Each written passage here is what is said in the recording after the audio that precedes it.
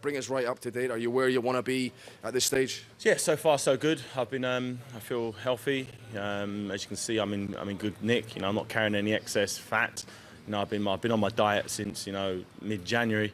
I've been making sure that everything, all angles are covered. So come fight night, I'll be physically in the best possible position I can be in. You think I was obsessed about your weight. I'm always asking you about it, but you were just over 15 stones last time.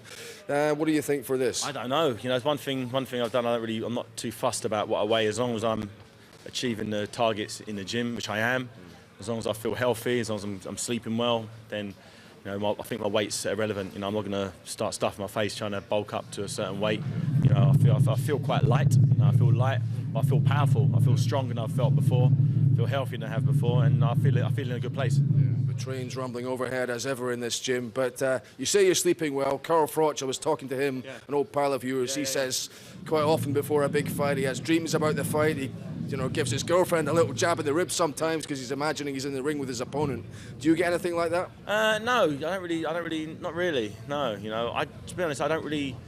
So I daydream more than anything. When I'm before a session or while I'm training, I'm focusing about what he's doing. But other than the training, I try to switch off from the fight. Otherwise, you can actually drive yourself mental, and you probably won't sleep if you're thinking about fighting. Your adrenaline starts pumping, your heart starts pumping, you won't be able to sleep. So I focus about it when I'm in the gym. Outside of it, I tend to switch off and focus on other things to try to wind your opponents up. Aside from touching gloves there, how come you didn't hit anything today? No bag work. You stopped sparring already? Yes, I've done a lot of sparring already, but today was a little arm circuit I had to do. I've got to make sure with such a few days left to go. I can't start changing up my training routine. I'm punching, I think, tomorrow, so. I don't want to start messing up the routine, but I did a little workout there, a little bit of shadow boxing, so yeah, I'm in a good place. Okay, fair enough. But what about the old verbal sparring? I mean, Vladimir had quite a lot to say. We saw him in Austria last week. He was saying, David, wear that T-shirt again. I mean, he always wants to tell you what to do.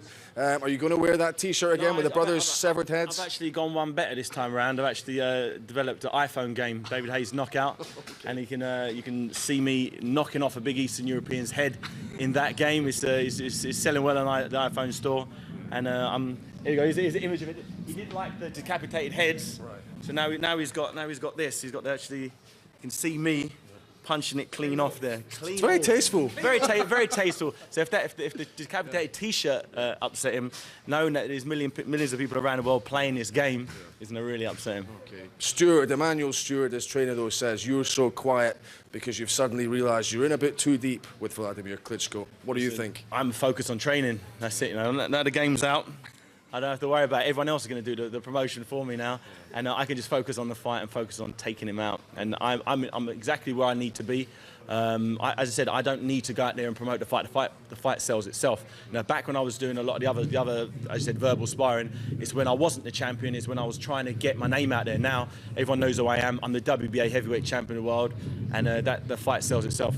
Okay, fair enough. But do you think it reveals anything about Vladimir that he's having to kind of try and up the ante and try and motivate you? One thing I've noticed about Vladimir is he's doing a lot more than he usually does. Normally he's the most unentertaining person you can probably feel, but this time he's been actually quite entertaining. He's been quite funny. Normally, I think he's changed his personality. I think he's done some personality lessons or whatever, and he's tried to get his voice. He's very concerned about what people think about him, about his personality, and want everyone to like him. And I couldn't care less, to be honest. I just want to make sure I knock his head off. That's it, literally, just like that.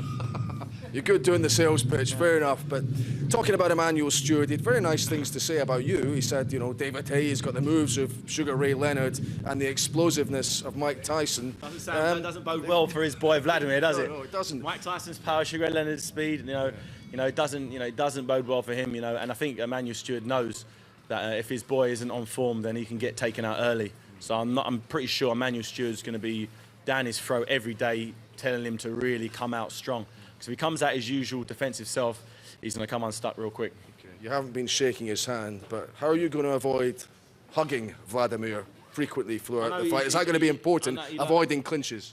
It's going to be tough because he's got such long arms like an octopus. But I've got a remedy. When he tries to grab me, I've got something up my sleeve for him. Don't worry about that. Okay. I'm not going to use any deodorant for 3 weeks.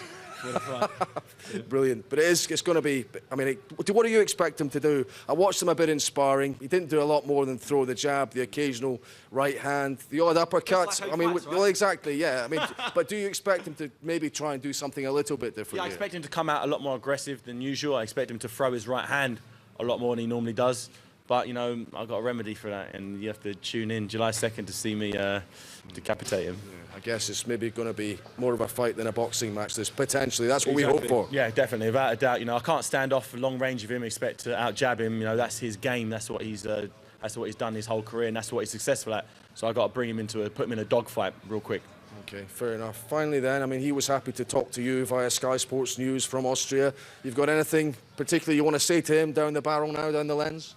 Come and fight, Vladimir. Come and have a tear up. Don't worry about your jab. Don't worry about grabbing me. Come out, hold your feet, and swing them hands, and let's go to war. Great stuff, David. Always a pleasure talking to you. Nice to shake your hand too. Yeah. Good stuff. But yeah, David Hay doing his little message to Vladimir via Sky Sports News, but of course very soon they'll be doing it face to face in Hamburg.